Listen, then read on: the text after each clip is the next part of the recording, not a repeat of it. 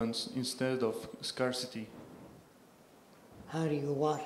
Make someone believe in abundance instead of scarcity. You don't get them to believe in abundance. You show them motion pictures like, they ask questions, can the machine be smarter than the designer? That's what they ask me. Well, I know a little guy that designed a machine to pick up a freight train and empty it. He can't do that. Now, guys that design, or girls that design airplanes that move at 4,000 miles an hour, they can't keep up with it. So machines are always faster. You ever see Coke bottles moving on a machine? Well, the guy that designed that, he can't move those bottles that fast. So machines are always faster. If you don't understand me, when I was a kid, a pilot would look out of an airplane and say, I'm about a mile high. Today there's Doppler radar. It sends a signal down at the earth and back, and it says you're 4,000 or 5,250 feet, 6 inches off the ground. No human can do that. So it's not a machine takeover that I'm talking about. Machines would be assigned certain tasks, like about 9 months ago, computers were able to handle 1,000 trillion bits of information per second. No group of humans can do that. So we would have computers in Washington with their electrical tentacles into transportation, farming, production, crime, everything. So all you do is look at this chart, you get a whole picture of what's going on. When you do that with the Earth, if you put satellites around the Earth, you can see every plane in the air, every hurricane, the temperature all over the world. We don't need politicians sitting around, what do you think, what do you think? Today, we can sense those things. Do you understand me? So when we say, is it a machine takeover? No. I'm telling you again, machines will be assigned tasks that humans can't handle. If a machine is 10,000 times faster than you, we don't want you there. You go out fishing and sailing. We make a lot of sailboats, a lot of bicycles, but you don't own anything in the future.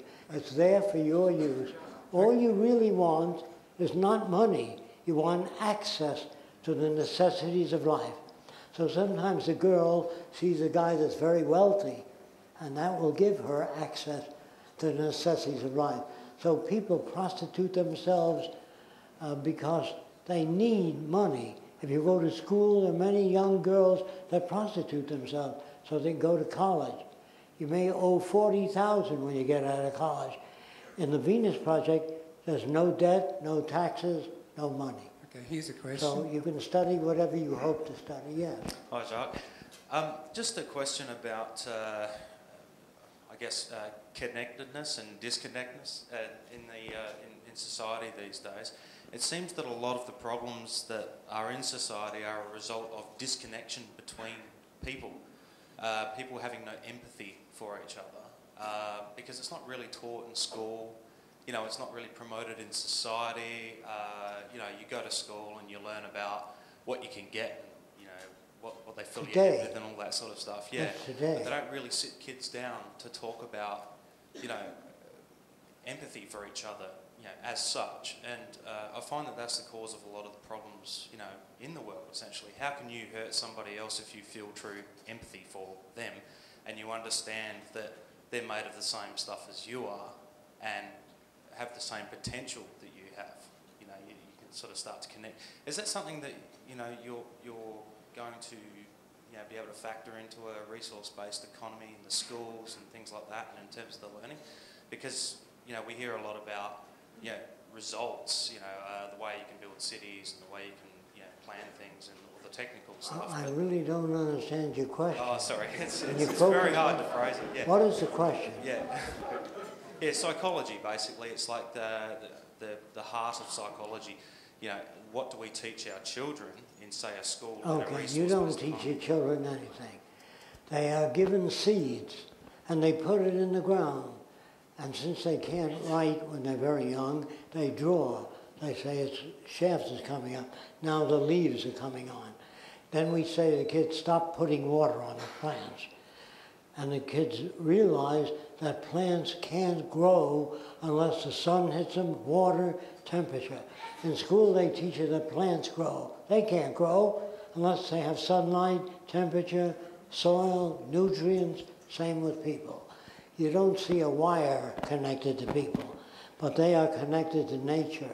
They're connected to all things, but they don't realize that. They think they're independent, disconnected. And if we violate the oceans, dump nerve gas in and don't care, dump crap in, shit, all that stuff, you will eventually pay for that. And it's not the law of karma. It's just that you're lousing up the environment and it's going to get back at you. Jacques, we have another question up here.